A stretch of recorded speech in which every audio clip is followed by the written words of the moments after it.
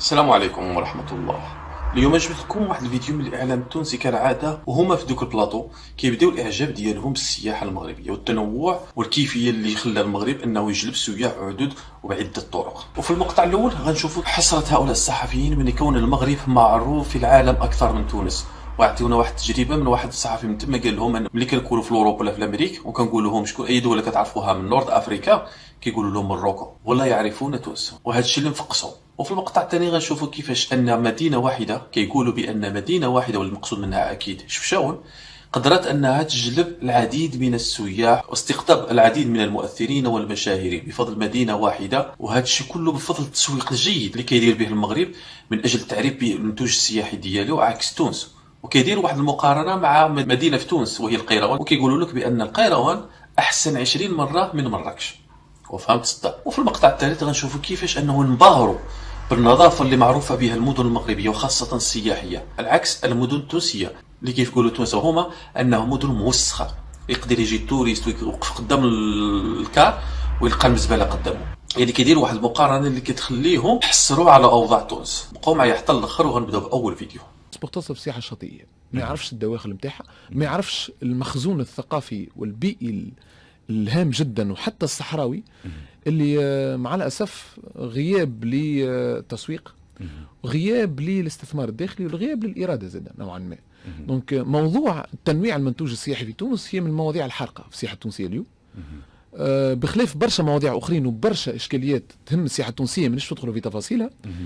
لكن نشوفوا بلاد كما المغرب مثلا اللي ما تبعدش علينا برشا في المقومات، وممكن مقومات تونس اقوى برشا في برشا حاجات، بالرغم ان المغرب زاد عندها مقوماتها. شوفوا ما عملوا، شوف احنا وين. معناتها الناس كل تعرف انه اي انسان يسافر في العالم يمشي لبعيد، وحسام يعرف مليح مليح، تقول نورث افريكا، لافريك دو نور، كلهم يقولوا موروكو، ولا عمرهم يقولوا تونيزيا. دونك فما مشكل كبير لهنا، بالرغم ان تونس هي دوله سياحيه من الستينات. مش معقول يعني. هنا فاش كنهضروا كنقولوا ديما ان المغرب له سمعه عالميه، ان السياحه المغربيه الى جينا نبداو، هو كيقول لك من الستينات، حنا نقولوا من العشرينات، وخاصه الى رجعنا للافلام الامريكيه اللي كانت كتروج للمدن المغربيه والسياحه بصفه عامه. المغرب قديم في المجال، ولكن الظروف السياسيه اللي خلاته من خلال قضيه الصحراء ان تونس هي اللي استغلت الوضعيه. تونس استغلت الوضعيه ديال الصحراء، وهي اللي شدت السوق في ظل الظروف اللي كنا كنعيشوها. المغرب بفضل امكانيات بسيطه، وهذا كنشوفوه دابا في الواقع. وكيما قال وشفنا هذه المقارنه كنا كنشوفوها في الاعلام الجزائري، انه فيما سولتي اي واحد في العالم، في الاورو، في امريكان، حتى في اسيا، تقول له نورث افريكا ولا تقول له افريكا يقول لك موروكو، تقول له دول عربيه يقول لك موروكو. كيعرفوا غير المغرب، لان المغرب صراحه في السنوات الاخيره خاصه في العشرين سنوات عرف كيفاش يسوق من خلال مثلا الافلام السينمائيه الكبرى اللي كتصور عندنا هنايا، وكذلك باعتماد على مواقع التواصل الاجتماعي من خلال مؤثرين كبار اللي كيجيو للمغرب، والدوله كتعاونهم وكتسهل لهم الامور باش يتسارعوا في المغرب ويشوفوا المغدير، وفي نفس الوقت الترويج بقوه للسياحه المغربيه. وابرز نموذج لذلك مدينه شفشاون مثلا، وغنشوفوا في هذا المقطع شنو غيقول عليه. براني مش لي اوبيراتور توانسه، خاطر مش احنا نبيعوا في بلادنا، مش احنا نبيعوا. بار كونتر كي انت تحل المارشي نتاعك تو فاغي لي برودوي وتحضر الانفراستركتور نيسيسير والبيئه، ممكن امين يحكي يعطي باب بالتيراد عليه، دونك وتعطي اكسي ديريكت معناها لي لوكو ولا لي جون يستثمروا كذا، دونك الناس الكل باش تطلعوا ربحين.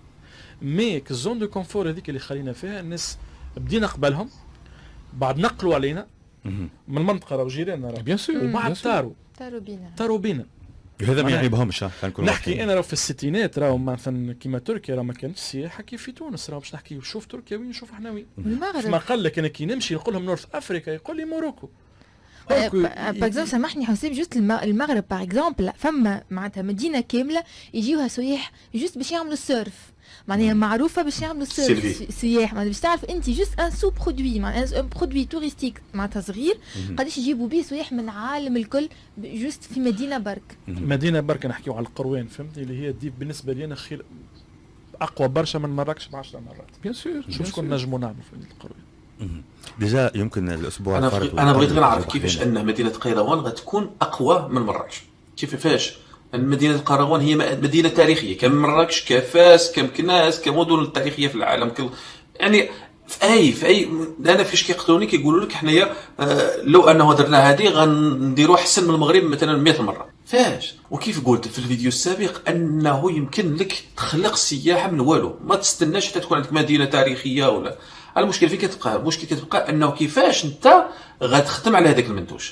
وحنا كيما خدمنا واستغلينا مدينه شفشاون اللي صراحه لعبت دور كبير انه في التعريف بالمغرب وبجماليه المغرب، وذلك باستغلال المؤثرين وخاصه منذ خروج الهواتف الذكيه والمواقع التواصل الاجتماعي. شفشاون لعبت دور كبير في جلب العديد من السياح، وبالتالي انه رغم انه كيجيو باش يزوروا شفشاون ولكن كيزوروا المدن الاخرى، يعني كيفتحوا الباب للسياحه بصفه عامه. وكما قلت ان هناك عده امور ساهمت بالتعريف بالسياحه المغربيه، وخاصه بالافلام، وخاصه المشاهير اللي كيزوروا المغرب وكيروجوا للمغرب بقوه، وذلك كونهم يملك عدد كبير من المعجبين في مواقع التواصل الاجتماعي، وبالتالي كيديروا اشهار مجاني للمغرب. ومن بين اسباب نجاح تجربه السياحه المغربيه هي النظافه الموجوده وخاصه في المدن السياحيه، وغنشوف كيفاش كيهضروا على هذه النقطه.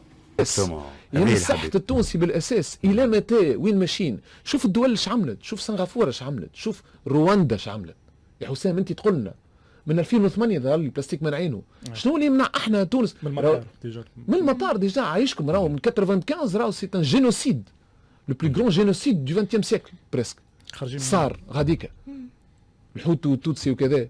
في الاخر بعد 10 سنين بلادهم تولي انظف بلاد في افريقيا، واحنا تونس معناتها المغرب مارس 2022 مشيت المغرب نظيفه ياسر نظيفه، مش نظيفه ياسر نظيفه. رود تريب عملته جمعتين، البلاصه الوحيده اللي شفت فيها الوسخ هي مدخل مراكش من الشرق اللي فيها شويه وسخ زاد، الباقي كله يلق لقان. شنو ناقصنا نحن؟ شبيه التونسي مطبع مع الوسخ، شبيه التونسي كيبدا واقف يستنى في كار فهمتني ولا بجنبه كومه نتاع زبله اللي با سكونداليزي. كيفاش هنايا غنهضروا واحد النقطه، بزاف الناس كيقولوا لك احنا المغرب راه موسخه، المغرب كذا.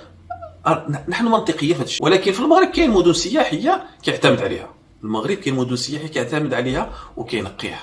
احنا معروفين انه مثلا مراكش ولا اكادير ولا مثلا الرباط ولا طنجه كاين مدن معروفه بنظافه. تطوان خاصه تطوان مدينه نظيفه يعني بمعنى الكلمه.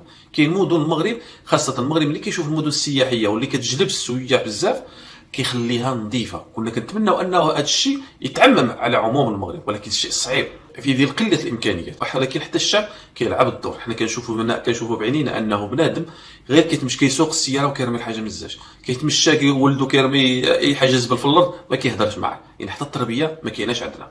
ولكن الحمد لله رغم ذلك اي واحد كيزور المغرب اي مدينه مغربيه كاين باهر بالنظافه الموجوده. صراحه المغرب متفوق على العديد من البلدان العربيه والافريقيه في هذه المساله، كاين مدن نظيفه. كنتمنوا انه تتعمم على العموم المدن المغربيه، وانه نشوفوا المغرب دولة نظيفة غتساهم بالتأكيد في السياحة وفي عدة أمور أخرى، لأنه السائح خاصة إذا كان مشهور وغني من الأغنياء، إذا كانت الأوساخ كل شيء أمور يعني ما كتشجعش السائح أنه يكرر الزيارة أو يمشي أبعد في زيارته للمغرب. يلا نتلاقى.